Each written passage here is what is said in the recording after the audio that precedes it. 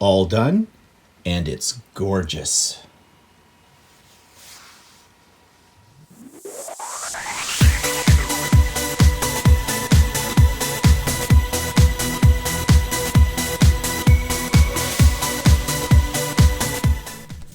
Good morning, everybody. It's Stephen here for Bland Designs, and this is vlog number 129 for Monday, August the 19th, 2019.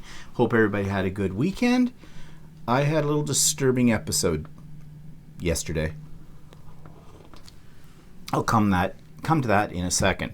But in the meantime, I want to show you a project I've been working on.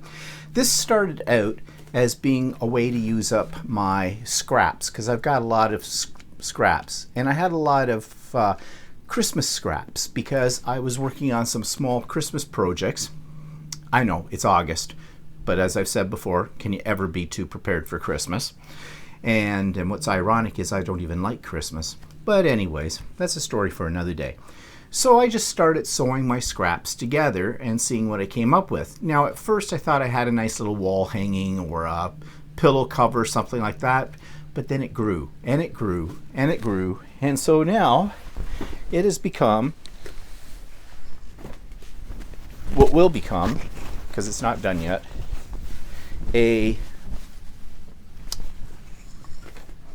let's get it the right way up. It'll become a large throw, Christmas throw. I don't know if I can get the whole thing in here, but there it is. I will show you it when I get it all put together, but I just thought I'd give you a little preview. So then I needed backing fabric, right? And I didn't really have enough Christmas fabrics wide enough that I would have to piece them together. And then I was thinking of just going out and getting some yardage in Christmas fabric, and Walter suggested to me, well, why don't you just take your scraps and piece it back? And I thought, yeah, why not? So I got started on that. Didn't realize I had so much left over, but this is going to be the back of the quilt. And I just took pieces and sewed them together in strips, and I think it's really quite pretty. In fact, this would make a nice top for a quilt. So what I could do is I could turn both of these into a quilt. So two quilts for the price of one, kind of a thing. But I don't think I will. I think this is going to become a reversible quilt, meaning you can use either side of it. I am not going to long arm quilt this when I get the pieces put together, sandwiched together. Reason being is there are so many little pieces together that there are very thick seams, and the seams go every which way. And I have a feeling from what I've read and seen on YouTube that if you have something like that, when you're doing a long arm quilting to it, it can cause you a lot of grief. So I think I'll just practice my free motion quilting on my domestic machine on that top. In fact, I'm working on one right now that actually it's not turning out too bad. So I guess what they say is practice does make perfect. I'm nowhere near perfect yet, but I keep practicing, and yeah, I can work my way up.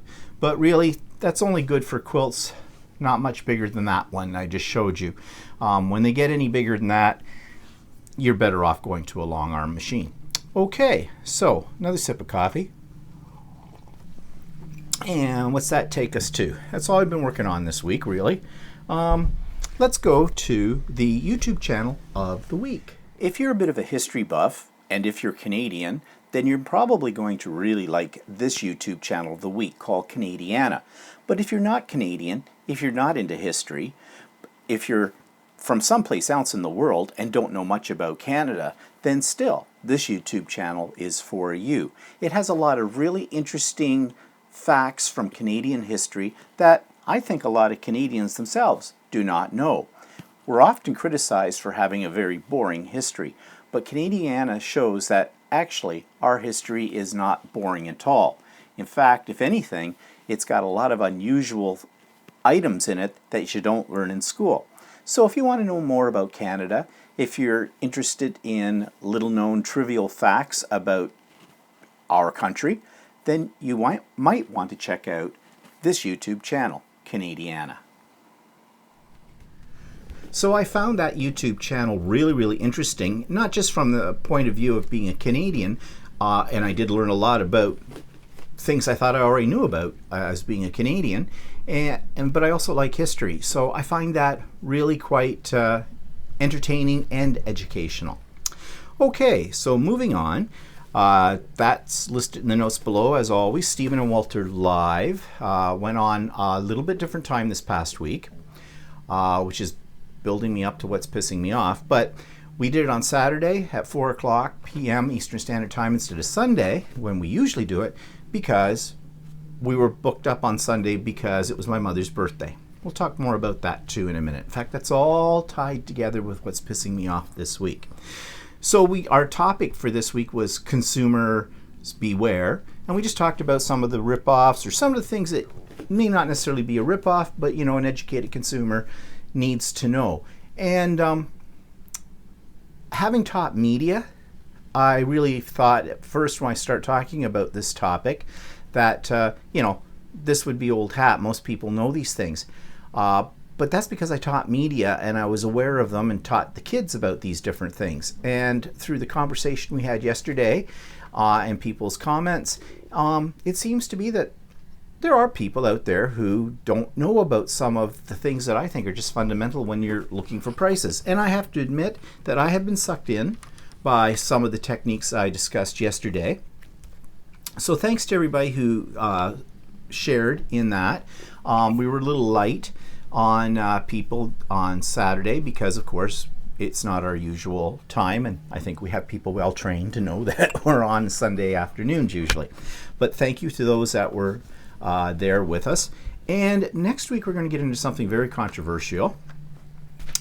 Somebody suggested we look at this, and it's to do with organized religion. Now, we've talked about organized religion before, and we want to talk about it from a couple of different perspectives. I used to be a Presbyterian.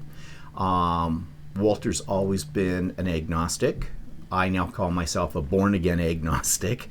And a lot of that comes from my relationship to my church and their stance on people who are gay and things like that. So we have some interesting stories to tell you about why I left the church. But we want to broaden the topic out too, to talk about what we consider, in our opinion, is one of the great causes of some of the world turmoil that we have today, and that is organized religion. So it is going to be controversial. I will make no apologies for having my opinion on this. I am not bashing religion, just want you to know beforehand. But I will be. I'm not going to pull my punches. I have a very strong opinion about these things, and I hope you do as well. And you will share those with us, and we can have a friendly debate. Because I know religion. They always say you should never talk about the weather, religion, or something else, I don't know, or money and religion and politics. That's it, money, religion, and politics. You should never bring those up in a conversation because, well, basically we all have opinions about those things, don't we? And it can get very emotional and get very heated. We're hoping it won't get that way, but I just hope we have a lively discussion. So if you have an interest, join in on Sunday for Stephen and Walter Live. Also below is a link to my blog, and I have to admit I'm not getting a lot of traffic on that, but I don't blame people for that because it's actually kind of boring. I'm not a blogger. I'm a vlogger, but not a blogger. And, I was sort of putting up pictures of my latest quilts and things like that, and I don't know. I have a feeling this is just going to go by the wayside. But the link is there in case you have never seen it and you want to check it out. You will be disappointed. This week's book is down there as well, and a couple of products that I'm going to talk about in a few minutes and show you as well. Okay, so that takes me to what's pissing me off this week. All right. Yes, it involves my mother, and it involves me too, a little bit. So let me give you some background. All right, I mentioned that Stephen and Walter Live came on Saturday instead of Sunday because we were busy Sunday. My mother's birthday was on Thursday of this past week, and we decided that we would have a small family gathering at the nursing home, we bring in some food and do a little celebration. It's her 79th birthday, okay? So the plan was I was able to reserve the games room, as they call it, in the nursing home facility for that afternoon from around 4 o'clock until whenever. Very accommodating at this nursing home. I brought in all the plates we would need. They were all disposable ones, that kind of thing, flatware, all that stuff. We did a few little decorations, not extensive decorations, but a happy birthday banner and a couple of centerpieces. I made a little centerpiece with some small balloons and some fake flowers in it, just to dress things up. We did, of course, my sister went out and got my mother a nice fall top, and I wanted a flower box, I think I mentioned this before, for her windowsill with something in it that won't die very readily, because things tend to dry up in the nursing home, including the residents. I shouldn't say that, but it's true. And that kind of thing. And of course, we got her some chocolate. My mother loves her Laura Secord miniatures. If you don't know what Laura Secord is, it's a candy company here in Canada, very famous, been around for years and years and years and years. And they have one little box of chocolates they call the miniatures, and my mother has always loved those. So on any occasion, special occasion, I usually go out and get her a box of those. And my sister got her some chocolate covered gingers from Laura Secords as well.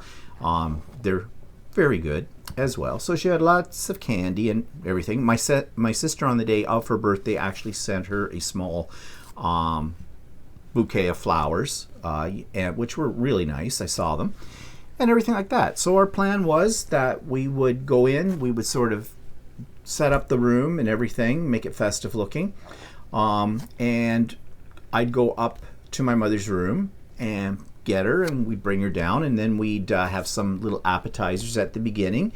And then my sister's husband, my brother-in-law, was busy in the afternoon. He had to go to a funeral, of all things, but he was going to be there, and my niece was coming too, but she had to work till 6 o'clock. So we're timing this all out. So I made some little appetizers to tide us over, and then when the time came closer to when my brother-in-law and my niece would be there, we'd ordered Chinese food, go pick it up, and have this. And my sister got a cake. Actually got a huge cake. There's only 6 of us. My mother eats like a bird. And Walter and I should eat like birds too, but we don't. And but she got this nice Black Forest cake, said happy birthday on the whole bit. So we had the room all set up, and I said, okay, I'll go upstairs and get Mom. So I went up, and I just was going to peek my head into the door of her room before I went to the nurse's station, just to let them know that my mother hadn't escaped or was being kidnapped, that we had this planned. I figured that the staff would already know about it because I'd already called and had the clearance for all of this anyways. Called a couple of times, got it all sorted out, and they're really good there, as I said, letting people know what's happening. Well, as I'm going on, making my way to the nurse's station, I pop my head in my mom's room. She's not in her chair. Okay, thinking, uh-oh, where is she? Now, I had this premonition before we went. I call it a premonition. It's probably more or less knowing how my mother is. And I said to Walter on the way, it wouldn't surprise me that we get there and she's in bed because she's not feeling well. Now, let's back this up a bit. Why did I think that? When we went over to see her earlier in the week, she was kind of complaining that she felt really tired and no ambition. Well, I kind of thought maybe she might be suffering a little bit from depression. She does have a mild case of depression, if there's such a thing as a mild case. She is on an antidepressant, a very light one. And this stems right back to, when my father passed away. My father passed away very suddenly. It was very traumatic for my mother, well, for all of us, but especially for my mother. And she's basically been in mourning for 5 years, because that's been 5 years ago. But her birthday and my father's birthday were only 3 days apart. So actually on Sunday would have been my father's birthday. Now, my sister did bring that up to me and say, do you think we should have it? Because that's really Dad's birthday. And I said, well, we really can't have it any other time. We can't have it on the day of her birthday because there's a special event happening at the nursing home and all this kind of stuff. And too, I thought, well, my father's dead. Okay, it's been 5 years. Yeah, it brings up memories and everything on the date of, but life goes on, right? You got to carry on. So I said, well, we'll just make the best of it. And my mother doesn't usually get all that uptight. In fact, whether she remembers it was my father's birthday or not, I don't know. But anyways, so I kind of thought, well, maybe that's why she's feeling a little depressed this week. And plus, birthdays were usually something in my family that were celebrated in the heyday of when my father had his own business and everything like that. They were a very festive occasion. Everybody was at the birthday party, the whole bit, the wine flows, the food comes out. It's, a big thing. So my mother might be thinking, back to those days too. And her reality now is nothing like that. So yeah, or I'm making excuses for her. Whatever way. Maybe I'm just, projecting my own thoughts and feelings on how I might feel onto my mother. I don't know. Anyways, I digress. Moving on. Okay. So she had been saying that she had been not feeling that great. And then I called her on Thursday, the day of her birthday. And I said to her, well, how's everything? Well, I've been in bed for 2 days. And I went, oh, great. Why? You're not feeling well? Well, I don't know. That's the answer I get all the time. Well, I don't know. Well, if you don't know, who does know? Really? I said, so have you been sick? Have you thrown up? Well, I did the other day. I kind of threw up after breakfast. Did you or did you not? See, I've heard these stories before, and when I go and I check with the staff, I get a different story. I don't know. So, anyways, I said, well, okay, don't forget that on Sunday we'll be over. This was not a surprise party. I had been telling her about this for the last couple of weeks, making sure she knew and everything. She says, oh, yeah, okay. She says, I should be fine by then, or whatever. So I'd said to Walter on the way over, I wouldn't be surprised if she's in bed. And I said, that's not going to make me happy. So I go up to get her. Chair is empty. I look, there she is, in bed. And I went, what was my first reaction? In my head, in my wicked imagination, a 10,000-ton weight sitting over her, about ready to drop, Wile E. Coyote kind of thing. Yeah, that was in my back of my mind. But I said, okay, Mom, I said, you're not feeling well. Well, no. I've just been kind of laying here most of the day. And I said, have you gone down for meals? No, they've brought them to me. Well, I said to her, well, we were going to do this thing for your birthday, but if you're not feeling well, that's not till Sunday. I said, Mom, it's Sunday. Oh, I get my days all mixed up. I've heard that from her before, and I don't know if, I could see how she could get her days mixed up. I mean, every day in the nursing home was kind of the same old thing, So yeah, but then again, she uses that on often on a lot of bases just to cover up for things that she doesn't want to talk about or she doesn't want to do. So I said to her, well, okay, we're kind of all set up downstairs, but they're going to, and I said, so what? Are they taking you down for your dinner, or are they doing, no, they'll probably bring it up here for me. Well, what are you going to do? So I said, okay, Mom, I'll be back up in a few minutes. Went down, Walter and my sister sitting there. I said, okay, just as I predicted, she's in bed. So I said, let's clean it all up, and then we can go upstairs and we can give her gifts anyways and that kind of thing. And guess we're going to have to forget all about, ordering the Chinese food or anything because she says she's sick and she's in bed. So my sister had this cake, and this cake, it was hot. So she lives very close to the nursing home. So she took the cake home to put in the fridge. We cleaned up all the stuff we'd put out, the decorations, the plates and everything. Loaded the cars back up. This took 10 minutes. Went upstairs. She's in her wheelchair. She's dressed, and one of the staff are applying makeup on her, getting her dolled up. I'm standing there going, what's this? And the staff member kind of just carried on, getting her ready and this kind of thing. And I'm thinking, 10 minutes ago she sprawled out on the bed, and now she's all fancied up in the whole bit. It's only been 10 minutes. And I've sent the cake home and everything. And I don't know what to do. I really didn't know what to do. So my sister comes, and she comes to the room. It gives me this look like, what's this? You said she was in bed. Yeah, make me into a liar. No, she was. The short end of the story is we gave her gifts. We visited with her.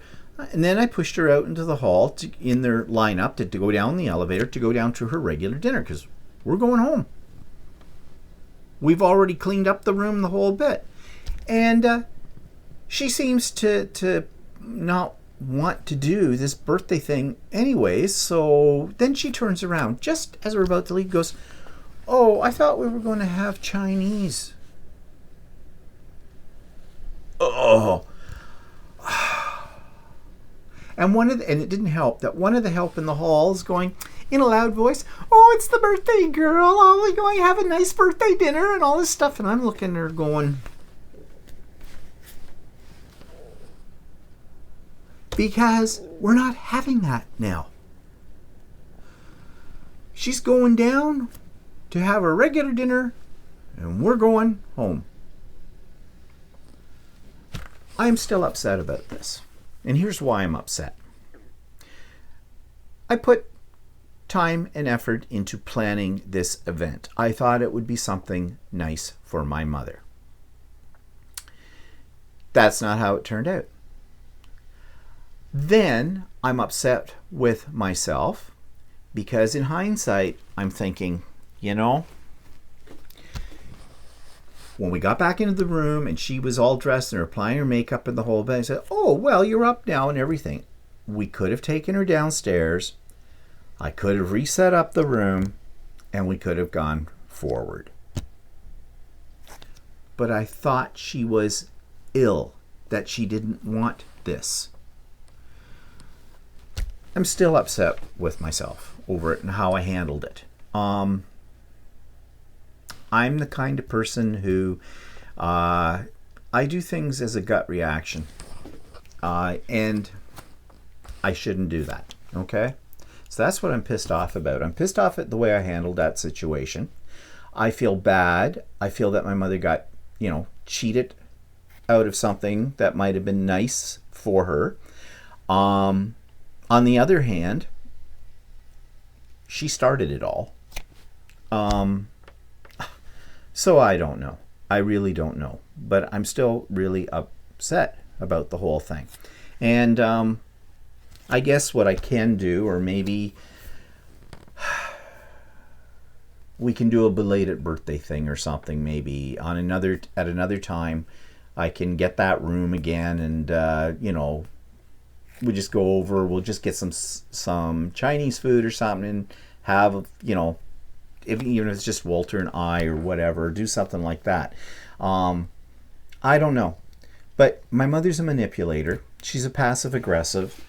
I should know these things. I should prepare myself for these things better because, it's not like this has not happened in my life before with my mother. It has. I've been around her for 62 years. You think I'd learn by now. But anyways, that's why I'm pissed off at this week. I'm pissed off at my mother. I'm more pissed off with myself because of the way, because of the way that I handled the situation. I'm sure the help think I am the worst son there ever was because basically I promised my mother one thing and I didn't follow through with it.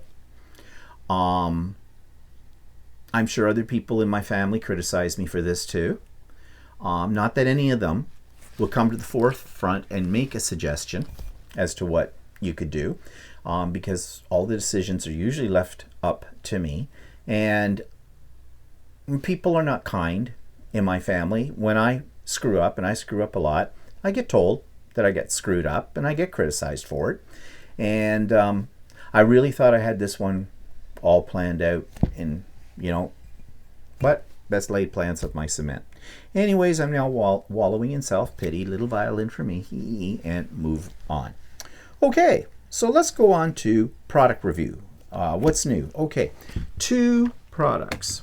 Now, I did an idiot quilter, and that's in the show notes below of some of my favorite tools.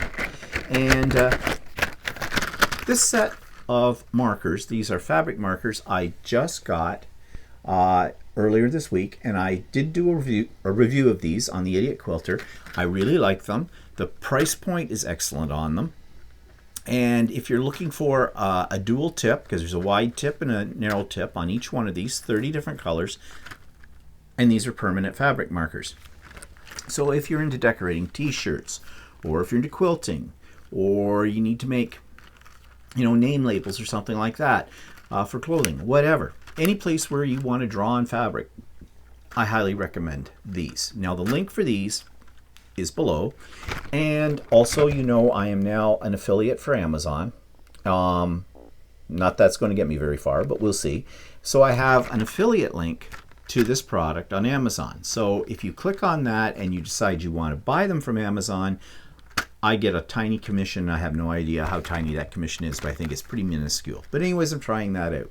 So that's these. But these, wherever you get them or not get them, they're a very good product.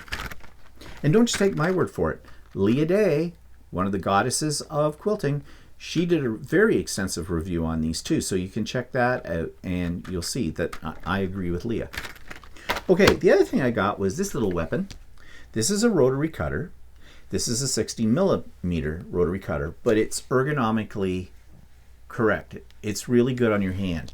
Most rotary cutters you kind of hold this way. This one you hold this way with your finger to the top. So if you have any problems with your wrist, carpal tunnel or whatever, this is really good. I have this in a 45 millimeter, and when I saw this on Amazon 60, I decided to get it. Because it actually was listed for $1 more than the 45 millimeter, and not expensive as far as rotary cutters go. I think for this size it was about $32 Canadian.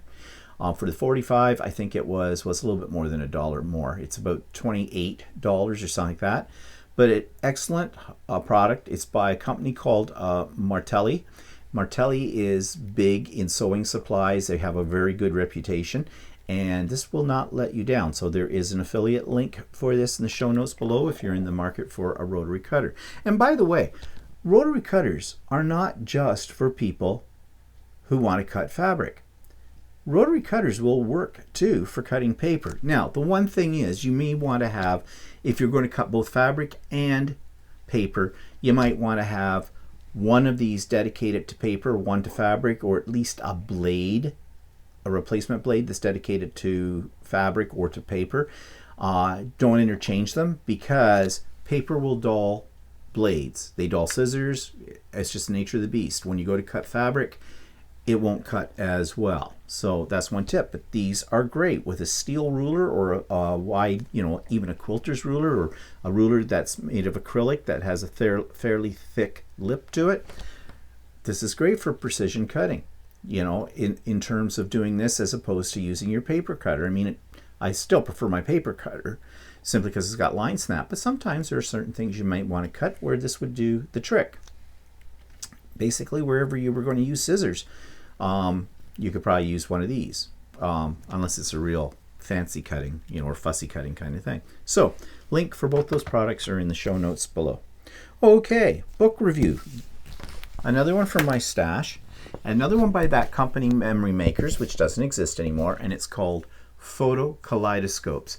Now, I remember when this was quite the rage. In fact, I really got into these photo kaleidoscopes in a big way I think I had a special mirror where you could hold it up to your pictures or your paper and figure out exactly where you want to cut to make these kind of effects. And again, this is one of those techniques I don't see anymore. So maybe it's time to bring it back. It does some very decorative things. In fact, I like this so much that there was a company back then that had come out with some software that would do this as well in your computer. And I think it was called Kaleidoscope Creator, something like that. And it worked fantastic. It's still on my computer. I haven't used it in a while. But something a little different, you know, especially if you're a scrapbooker and you're getting tired of the same old in your layouts. This might spruce them up a little bit.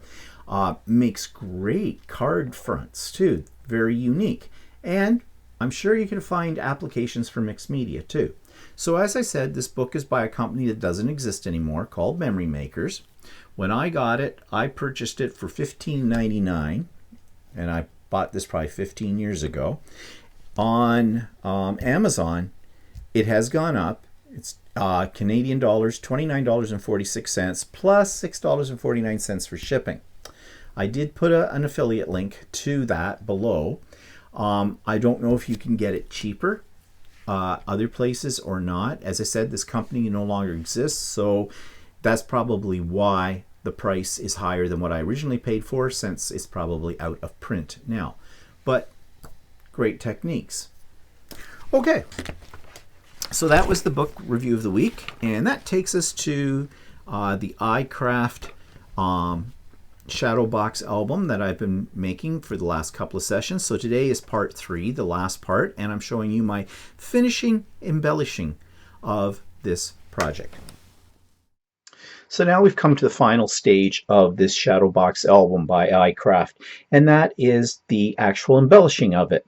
So I have these shadow boxes in the front and in the back, which I'm thinking I'm going to fill with a combination of various flowers that I have here and some butterflies. Now I made these butterflies some time ago using, I think these were done with alcohol inks on watercolor paper, or maybe not watercolor paper, I'm not even sure what kind of paper I used, but I put them through an embossing folder and cut them out.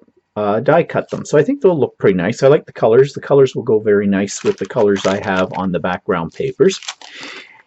And I may use this from iCraft as well. Every picture has a story to tell, which may go in here in the shadow box part. And I'm going to use, and you saw this, or I made these using the engraving tool on the Cricut Maker, and a little hard to see here on the camera, but in behind this, if I take a piece of paper, let me see here. I wonder if this will show up a little better. Well, not really, but there is engraving on here. It's subtle, but it's on here of some butterflies and whatnot, and I think the other one has some flowers on it. Oh, no, it's got a bee on it. So I may use those as part of the covers. And the inside, I'm going to try and create a lot of space. Well, there's quite a few pages in here, and this one I'm going to set up so that there's lots of room for journaling and pictures and things like that. And I think to do that, I'm going to grab this pack from Project Life. This is a kit that I've had for quite a long time. I went on a Project Life kick about a year or 2 years ago, and I bought all kinds of their kits and things like that, and a lot of them I've never opened. So this one, the colors in here, the pinks and the greens, and that caught my eye because they kind of go with the pages of the paper that's in here.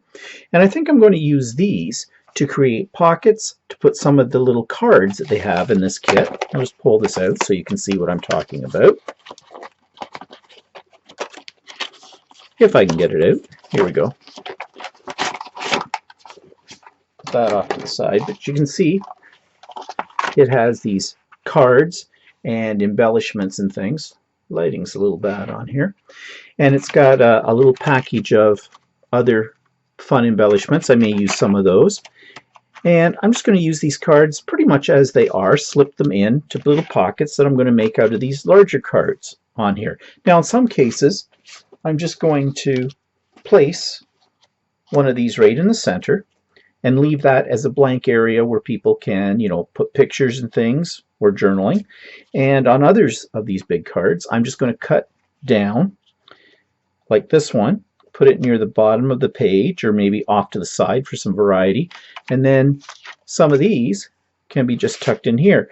And these have writing on one side, but with a blank space, and are blank on the back. And some of them just have a little border, but they're all blank on the back, so it gives you a dual purpose, picture and journaling, whatever you want. And I may use some of the embellishments on each of these pages as well, because these are fairly flat, and I want to keep it fairly flat, although I do have room to expand in here. And we'll go from there. So I'm going to start off by doing the pages first, the bare bones of putting in pockets, putting in placemats for pictures, things like that. And then when I've got that done, I'll show you what I've done, and I'll come back and we'll start doing some finer embellishment of these inside pages. Okay, so I've completed the inside of the album, and I'll just show you what I've done. Now, as you know, I used all those cards and things from the Project Life packages, and I used up pretty much most of the elements that were in that package. And so what I've done here is I want to have lots of real estate inside for lots of journaling, lots of pictures, lots of space for all of those. So I created layers. For example, on here I've got a background card, which a picture could be affixed to that. And then I have a card that slips under this embellishment. I made a lot of the embellishments like clips, so they're only glued or adhered on one side, and so they act as a little clip, and these little cards can just slip underneath it, or the person using this could slip a picture, whatever they want. I made pockets, again the same idea, use those cards, and I did go around a lot of these pieces with Distress Oxide ink just to make them stand out a little bit. And I utilized a lot of the embellishment elements throughout the pages. Now for something a little different, I used a brad and I affixed 3 of these cards together so that they fold out like this. More of the cards on the side here. Here I did with washi tape a little flip album with on the page. So there's real estate here for pictures, spots where they could do some journaling. Could have done a little bit more embellishment along here as well if I wanted to. I didn't. Made little pockets where cards slip in and slip out. And another one of these clip sections here. And actually just a little aside here, I made a mistake on this one. That's why there's a double layer of these embellishments, because when I use glue, and for a lot of these I was using the Gorilla super glue that dries clear. I really like this for holding down embellishments, especially ones that you're going to be slipping things under and out. Not only that, but a lot of these have this glitter stuck to them, and I found that this really helped to stick them down. If I'd used some other glues might not stick as well with that kind of thing. But on this one, when I had my fingers on it, and you can see I've still got stuff on the ends of my fingers because I got some of that super glue on them, and I'm going to have to be peeling that off. When I was holding it down to dry, some of the glitter came off and sort of tore a little piece of this under here. So I just affixed this other embellishment on top of it to hide that. So, you know, there's no such thing as mistakes, only opportunities for embellishment. Another one with a card that just slips underneath this little piece. And here we've got a lot of things going on. This fits under here. There's a spot under here where you could put a picture. That acts as a clip. And then we have a little pocket with another one of the cards inside of it. This is another one of those little fold out kind of things that I did. Another one with a clip. This one also has a clip. If I didn't, gotta be careful. Sometimes you glue down. Now, okay, just did a little oops, tore off a corner. No problem. Just give it a little ink. Looks like it was supposed to be done that way. So do make sure your glue is dry before you start sticking things underneath them. Another pocket with a couple of cards that just lift out. Another one like a clip. I like using these embellishments as like paperclip style kind of things. And the last one. So there's all the interior pages done. I could have done more embellishing, and I might yet. On some of these corners, I could put some of the elements that I'm going to put inside these parts. So you can see now that it is a little bit more square or rectangular, I guess, because of all the things that are in it. And now I'm going to work on the inside of this. One thing I don't like about this particular kit is how these corners fit together, because they don't really fit together very well. As you know, I've used washi tape around the edges, and I have had some issues with the washi tape staying there, so I've had to add some glue to it. But what I intend to do is to take one of my engraved acetate sheets, and after I put whatever's inside this, I'm going to glue this down on top of it. That will protect the elements that I put in here and might also help to reinforce these corners a little bit. I think I will use the Gorilla Glue to glue this down as well, because it does dry clear. I'll have to use it sparingly though, because you may be able to see the glue marks. I don't know. I'll see how that works out. So what I'm going to do next is I'm going to take some of my flowers and my butterflies and things, and I'm going to fill in this section, and I'll show you what that's like when I come back. Okay, so I've finished embellishing the covers of this, and as you can see on the front of this, what I've done is I've layered some flowers down on the inside with some butterflies. Some of the butterflies are pre-made. They were ones I bought, and other ones were ones that I've made. And I put over top of that one of those acetate sheets that I engraved in with my new engraving tool for my Cricut Maker. I have this little word chip piece. It says every picture has a story to tell, and I put that on there, and I darkened it a little bit with some of the walnut stain oxide ink, because I didn't really want to change the color of it, because I thought the natural color of the wood itself blended in with the borders on the shadow box part of this album.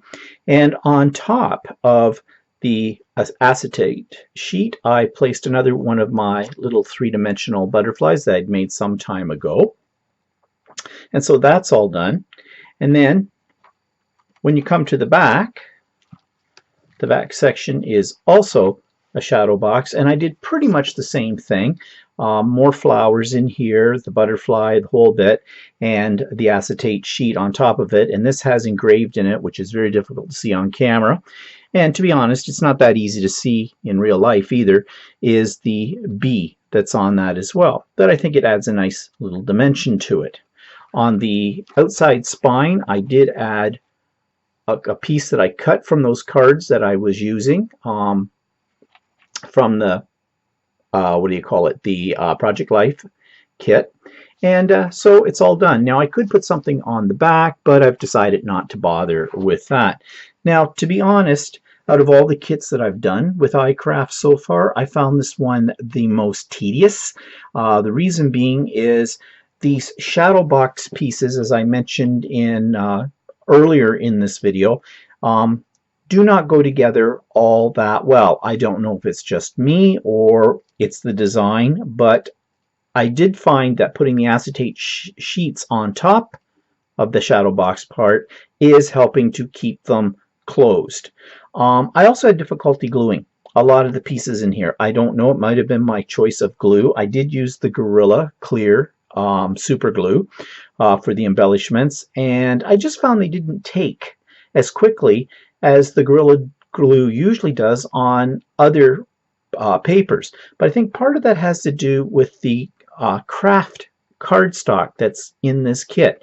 As I said before, I don't really like working with the craft. When it comes to sticking things down to it, they just don't stick that well for some reason. Maybe it's because its texture is a little bit on the fuzzy side. I'm not sure. But anyways, it's all done. It's all together now. And I think if I was to make another one of these, one of the things I would do is use a different glue. And I think I would spend more time on making these corners fit together a little bit better. Figure out some kind of clamping system or something that would hold them in with a good glue. But overall, I'm not displeased with the final product. And yeah, so it's kind of a cute little kit. So I hope you enjoyed this series of videos, and we'll move on on another day to another iCraft kit. So that brings us to the end of that particular project. So next week we're going to start a new project, and we're going to use another iCraft kit. They have lots of kits. I have them all. And we're going to do what they call the Tote Folio album. This looks kind of like fun. So that's what we'll be starting on next week. And you'll also find that I have posted the entire project, the Shadow Box album, in my special little playlist that I call iCraft Kits. And it's all parts of it are together as one video, so you don't have to go back if you're interested in looking at those again. You don't have to go back to the vlog to find all those pieces. They'll all be in one compact little area. And I'll put the link to that in the show notes below, because I just realized right now I have not done that yet. No, I have not done it yet, so I will do that. Okay, events in the past week. Well, we already talked about my mother's birthday and that disaster. Let's move on. Ultimate Sewing, the place where I get all my sewing supplies and my quilting supplies, had their semi-annual open house, which is when they have all the classes for the fall session. And you go in and sign up, and we were there. We were not first in line this time. One other guy we know, he beat us to the punch, but that's okay. Got all the classes I wanted. Actually, I was only going to take 2 classes, but they put another class in, which I was looking forward to, but wasn't listed in their booklet when it came out. I guess it got missed. That's to do a Borgello quilt, which is an interesting style of quilt, and I'll talk more about that some other time. So I'm doing 3 classes. Walter's doing 2, I think, as well. So that's going to keep us busy right up until Christmas, pretty much. Because I think every week, right up to Christmas, I have a class. In some cases, I think I have 2 classes in a week. So what else? Well, what else is coming up? Well, tomorrow we're off to the city, Toronto. We have a couple of friends there, and they've invited us to come out, and they own a sailboat. So we're going off to Toronto Island, which is in Lake Ontario, off the shores of Toronto. And we're going to a place called Hanlon's Point, which is sort of a beachy area. Now, I'm not a beach person, but it's something to do. And we're going to get on their boat. We're going to have a barbecue and that kind of stuff. So that'll be fun. So I'll tell you all about that when it happens. And we have booked another trip. It's not until May, so we've got a while to go, but we have decided to go on a river cruise. River cruises seem to be very, very popular. We've been doing some research about them. And when I say we, I mean Walter. Watched some YouTube videos and that, and we finally decided to go with a company called Emerald. And it starts in Amsterdam and ends up in Budapest. It's about a 15-day cruise. River cruises tend to be expensive, but this one, in comparison to a lot of them, seems to have a lot of things included in the price. And they've got a good reputation, and the boats, the river boats, are gorgeous that you're in, and the accommodation looks great and the whole bit. So we've got that planned for May. You have to book them now. They book up very quickly. In fact, on the floor that we picked the room for, we got the last room already, and this doesn't go until May. So that's something to look forward to. I don't know if we'll do any other shorter little trips before that time. Depends on our sanity and whether or not we need to get away. But anyways, that's coming up way down the road. Okay, so anything else to tell you? Nope, I think that's been enough for the week. So Stephen and Walter Live will be back on usual time on Sunday, 4 p.m. Eastern Standard Time. We're talking about religion. And yeah, I hope you have a great week, and we'll see you next week. Bye-bye.